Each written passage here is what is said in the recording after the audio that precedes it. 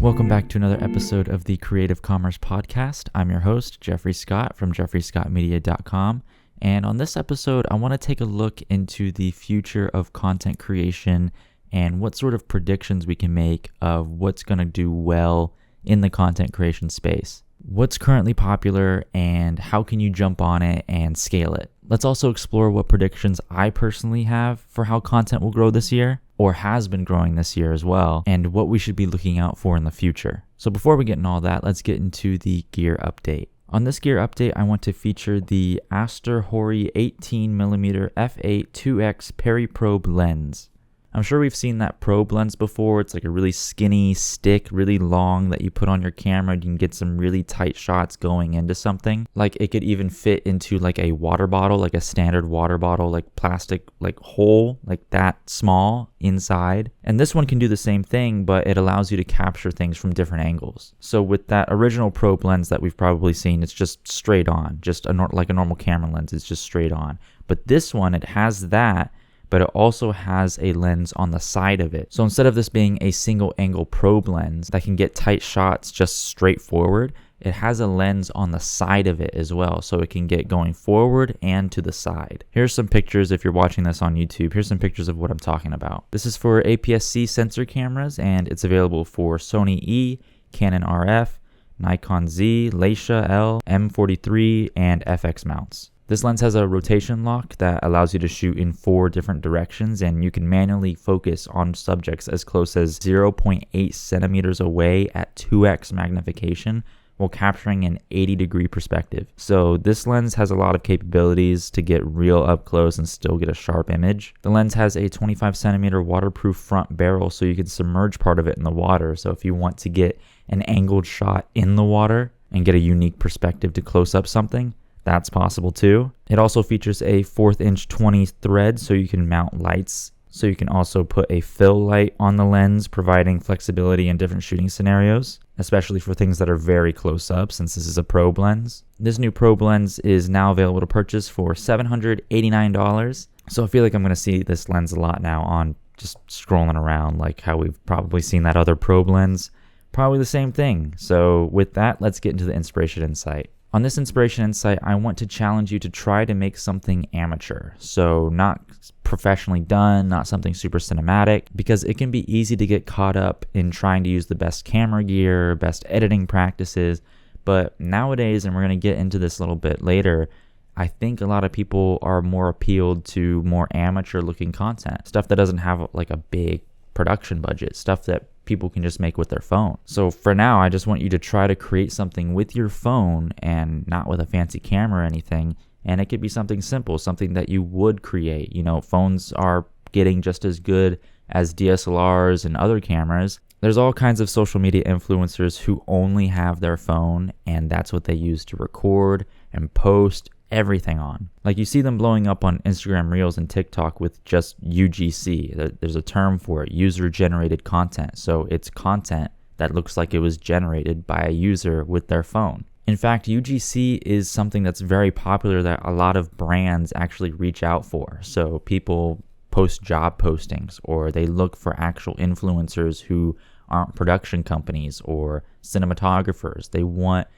amateur user-generated content. And I'm sure you've seen ads just scrolling around of some person on their phone. They're like really casual, really like not professional at all, just laid back, just talking to the phone and showing you a product. And sometimes you don't even think that it was an ad in the first place. Like I'm sure we've all been tricked into scrolling, and then we fall on some content that looked interesting, and then almost halfway through we're like, wait, this is an ad. It's because it was shot so raw and so amateur that it fit in with all the other junk that we were scrolling on.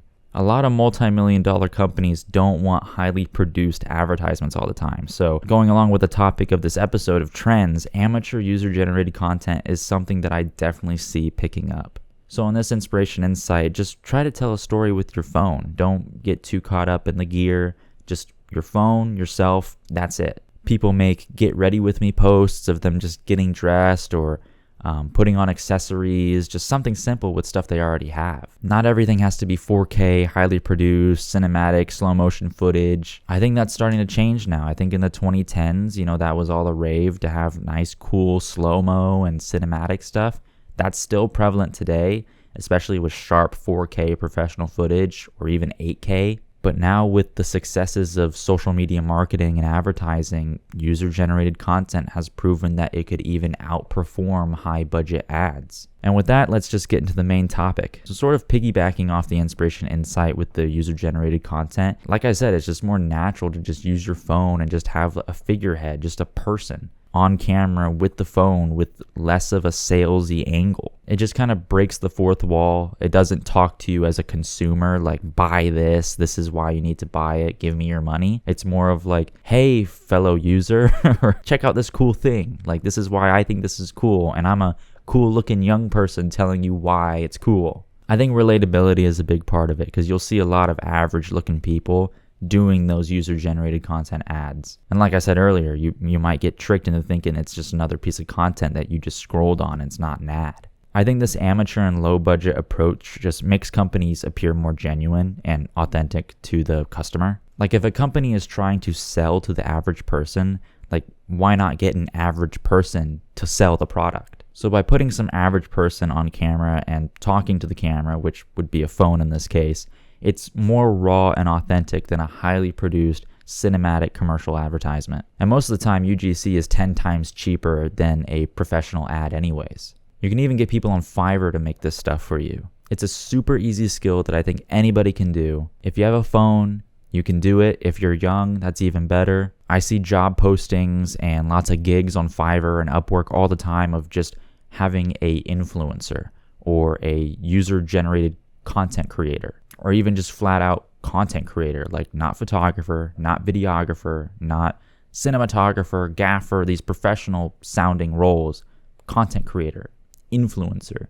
That's what a lot of companies are looking for nowadays too. Of course, this podcast is targeted towards professional content creators, but take this other angle into account of your work and how other companies may be looking for something more casual than something crazy professional and high production value as you. Sometimes a company might be intimidated by the whole production. They'd rather just have one of their kid employees, like teenage employees, whip out their phone and make something fun. Like I said, this simple kind of work may be your biggest competitor if you're working professionally as a production. So if you're a professional production company, try to think of ways that you can integrate amateur UGC into your workflow or into your overall business model. But I get it. We want the best gear, do the best edits, and make everything super high quality. But at the end of the day, the end goal is what matters. And if simplicity does the job, then somebody will definitely pay less for it. I bet you could look on Fiverr right now and see how much it would cost you to hire somebody to make UGC for your brand or your client's brand for any kind of topic or industry. As the access to content creation increases, the quality or the need for quality decreases. Because why should I hire somebody for hundreds of dollars if I have a camera just as good in my pocket? I think a lot of brands are going to start thinking that way, especially if they could just hire somebody in-house, like a teenage kid, especially if they're young and relatable, to make something funny or make something, amateur, just with their phone or native in the TikTok app. I mean, of course, there's tons of skills and knowledge behind working professionally, but that's kind of an assumptive question, not just in 2024, but I think way into the future. Again, I just think it's something that all of us professional content creators should look into and maybe even start offering in our business. Not saying that ourselves should be making the user-generated content, but just even outsourcing it. Like I said, on Fiverr or Upwork, people are looking for UGC content creators. Maybe that's something you can offer. Another prediction I have for the future of content creation, not just in 2024, but I think way into the future, I really think voice is going to be a big part of technology. Like on some apps, you can already send voice messages instead of just calling them. I know like Instagram has a calling and video call feature already, but you can send voice messages, iMessage, you can send voice messages. And not everybody wants to do just a phone call. They'd rather just send a text, send a picture, or in this case, just a voice message. Like sometimes I think I want to call somebody using my phone number, using my cellular, but I don't want them to pick up. I'd rather just send a message, leave a message. I think people are leaning more towards messaging than real-time calling because of the pre-assumed anxiety. Like, I know specifically for my generation, we never want to talk on the phone. So as that trend goes on in the future, I think alternative ways of communication will start to pop up. I don't know of any apps that specialize in just voice messaging. Of course, there's apps for voice calling, but what if there was an app for only audio? Like, Snapchat is just text and pictures that disappear, but what if it was audio that came up and then that disappeared? Kind of like that app Be Real. It was pretty popular a while back. I got rid of it because I didn't care about it anymore. But if you don't know what Be Real is, it sends you a notification every 24 hours to take a picture of what you're doing right now. And that's it. Yeah, you could comment on people's posts and you could write a caption, but you had like 2 or so minutes to post real time or you missed it for the day. I mean, you could post late, but the whole point of it is for everybody to post at the same time and to be real about what you're doing. I'm not saying everybody should get on their phone and start speaking at the same time at a certain time of the day. That's an interesting concept that you could look into, where you send a voice message and that's it. Like, it disappeared, or maybe there was some other fun feature to it. I mean, there's already voice commands for a lot of virtual assistants like Siri and Alexa, so using voice is already normalized. I just think there's a lot of untapped potential when it comes to voice. Like, it already seems obvious that we use voice day to day when phone calling, but what other applications could it be helpful with? I think it's just something to think about, especially if you're thinking about making a social media app or something. Like, there's text, there's photos, there's video, but what about voice? It's just an add-on feature in the app where you could send voice messages. What about an app that is centered around voice and voice only? Not in the way of calling other people, but posting audio and that's it, or sending audio and that's it. Next, about audio, I just want to talk about popular sounds and using them. Now, this has been sort of new to me, but it's definitely not new and not exclusive to 2024. I'm just kind of behind a bit. But if you want to create the potential to blow up and ride the wave of a popular song or a popular piece of content that uses a trending sound, this could be something that you could jump on with. It could be a new song that came out from a popular artist or a trending sound from a funny clip. And Instagram and TikTok have their ways of picking what is considered a trending sound. So check out their trending sounds. I know TikTok has like a trending page of different sounds and audio that you can make with. If a sound is considered trending, then that means that app is going to push that content more and show videos using that sound. Most of it is just staying up to date with current trends, and I'm not too influenced by popular culture, so I'm a bit behind in that department. I mean, especially if it's something that you have no idea about. There are ways of finding out through the apps that it trends on why it's trending and why you should be using it at that time. And of course, like any fad, that sound will blow over in about a couple weeks. But I personally haven't created anything that follows any trend or popular sound because of that reason. It's just going to blow over and people aren't really going to like it in a month's time, that sound or that song. I like to make stuff that lasts, takes photos that, don't have audio, video that uses timeless sounds or timeless songs, stuff that I know that I can look back on and not really cringe. I mean, I'll cringe at my production quality probably, but I don't have to cringe like, oh, I used that song that was like a summer hit back in 2013 or something, or in this case, a summer hit in 2024. I think I'm just stuck in the old ways of planning shots to music that has already been selected.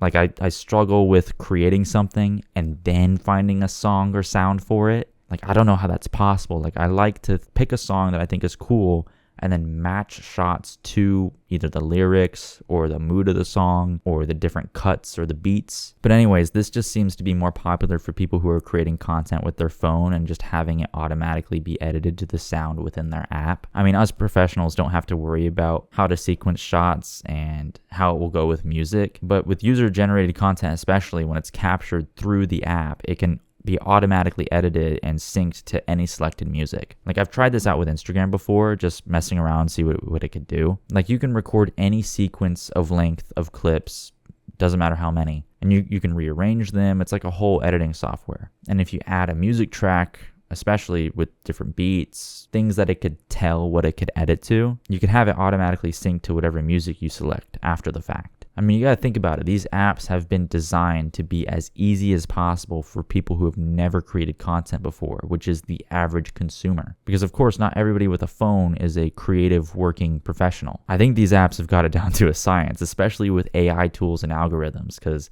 of course, the auto editing isn't perfect, but it makes it more attractive to somebody who wants to create but just has never done it before and it has it done for them. Because personally, I know I'm always too worried about the length of my clips, how it's going to be sequenced, or how it's going to be matched with the music in the final edit. I mean, that's just how it is professionally when you're making everything manually. But to the average user, especially captured through an app, natively through the app, the experience can be completely different because we're using raw professional tools, different bits and gear to put something together high quality. But the average consumer just has their phone and they're either recording on their, iOS, Android camera app, or they're in TikTok, in Instagram using the native camera and recording and editing feature. It's kind of like that app called CapCut. I've heard of it, but I've never used it. I've actually worked for a couple clients who have discouraged CapCut. Like they say, if you use CapCut, you're gone. You're not working for us anymore.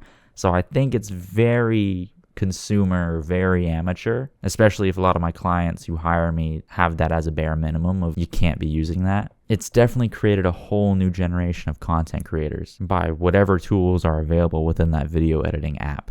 Again, this is just all on the phone. I haven't done my research about it, about CapCut specifically, but I know it's popular with a lot of younger people. I'm sure we've all had our first experiences with some video editing software. Like for me, my first video editing software was called like EasyVid or something, and then I moved on to Camtasia, and I thought I was so professional, but now I'm professionally working in Premiere Pro. So imagine what this next generation is using and how that would form their creative outlet in the future. Imagine somebody using CapCut and then moving on to something a bit better and moving on to something more professional. Now they've kind of built a lot of experience because of the fun and easy to use stuff they used earlier. It kind of built that foundation for them of that passion and that professional skill. I mean, like I said, maybe the catalyst is CapCut for them. I mean, what may come in the future? Just keep in mind that your system and way of doing things isn't the end-all be-all. Sort of like the debate of what programs and brand of gear to use today. Like whether it be Premiere Pro, DaVinci Resolve, Nikon, Canon. There are other things outside of the box that you may have never considered or even knew they existed. Just try to keep an open mind and research what's out there, what's new, coming up, how you can stay in the loop without being left behind. Because I mean, who knows? Maybe there's a feature in the CapCut app that takes a minute to do, but in Premiere Pro it takes you an hour to do. Again, just stay with the trends, don't be left behind, because that's my biggest fear, especially with AI popping up in the past year or two. I've been trying to proactively learn about AI, how I can use it, integrate it in my workflow so I don't get left behind or replaced. I say this a lot, but people are scared of AI taking jobs or replacing them, and it will, but only to the length that it will replace you if you don't know how to use it. The AI or robot itself isn't going to replace you. It's a tool. You will be replaced if you don't know how to use that tool. People who know to use those tools and integrate it into their workflow will replace you. Because if one person who doesn't use AI takes 5 hours to do a task, but then there's somebody else who's just as qualified and skilled who uses AI and does it in an hour, I'm going to hire that person who does it in an hour. Because business is all about speed and time and how you can flip things over to your client. Moving on to another trend that I see is short form content.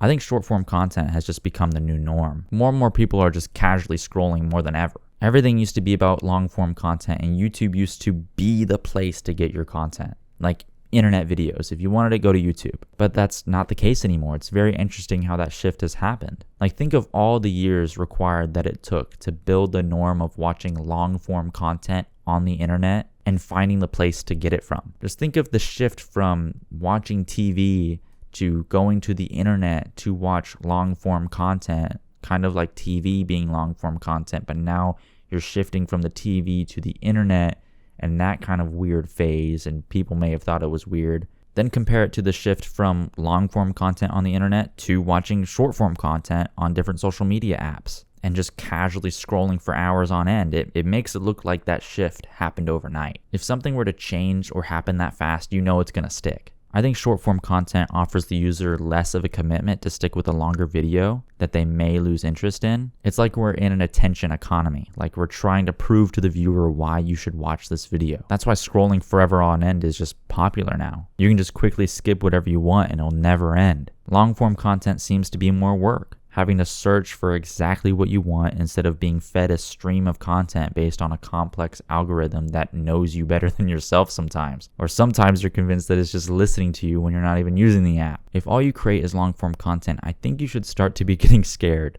Try to repurpose your content into different forms to post on different platforms. Like I post this podcast on YouTube and Spotify in its full length, but I also post less than 30-second clips on YouTube Shorts, Instagram Reels, TikTok. Like I'm more motivated to record this podcast for the clips and not the actual long-form podcast. Because I might be talking to a brick wall right now. Like probably nobody's 30 minutes into this podcast still listening to me. People are going to be watching the clips that I post, if I even get people to watch it in the first place. It's harder to get somebody to watch something long form, way easier to just get a good hook, a good reason to watch in the first couple seconds to get their attention in a short clip. Like I said, short form content is obviously less of a commitment than watching an hour-long podcast. So I'm serving my short form content in highlighted chunks on platforms where it could be digested appropriately. I'm not saying to fully transition to short form content. Long form content is here to stay and it will always be. But think of how you can repurpose the content you already create to be posted on different platforms for more engagement. And you can leverage different audiences and boost your online presence. Not only is my reason to make this podcast to make longer videos, to provide value, redirect people who are interested in me to my business, but also the goal is just to gain a following, gain an influence, tap into different audiences that I may not have been able to. Recording this right now allows me to make tons of different content, not just the one piece of content of this podcast, but I'll probably be able to make 30 different clips that I could post daily, and that's a month's worth of content daily. On my website, I just started offering a new service of content repurposing, so making trendy clips, and even posting daily. So if you need a social media manager or somebody to repurpose your content, I'm available. I've recently worked for Young Gravy, Mark Donor, other businesses and influencers. Right now for Young Gravy, I make like 8 clips a day for him. I think it's been a few months since I've made a podcast. I've just been busy with life. I was working a job I didn't like, also picking up new work, how I got Young Gravy and Mark Donor and just other stuff. So hopefully I can get back into this regularly because again, it's not just about the long form content. I really liked posting the clips, especially daily, having content, and some were doing well. And I think I've gotten better at editing clips, making them more viral since I've had practice with Young Gravy and other people. So my goal is to gain a following, gain some influence, hopefully transition those people to my business and the future studio that I want to open up. I'm sure I'm going to make another episode about repurposing content and stuff like that since I've learned a bunch from working and repurposing content over the past few months. So that should be a good episode. Thanks for watching. Sorry for the delay. Again, life got in the way. Working a job I hate as well. Didn't hate it, but just the boss, mainly just the one boss I did not like. Follow my Instagram, TikTok to see the clips and get updates about new episodes. And follow on Spotify and subscribe to me on YouTube. Thank you so much for watching. I'll see you next time.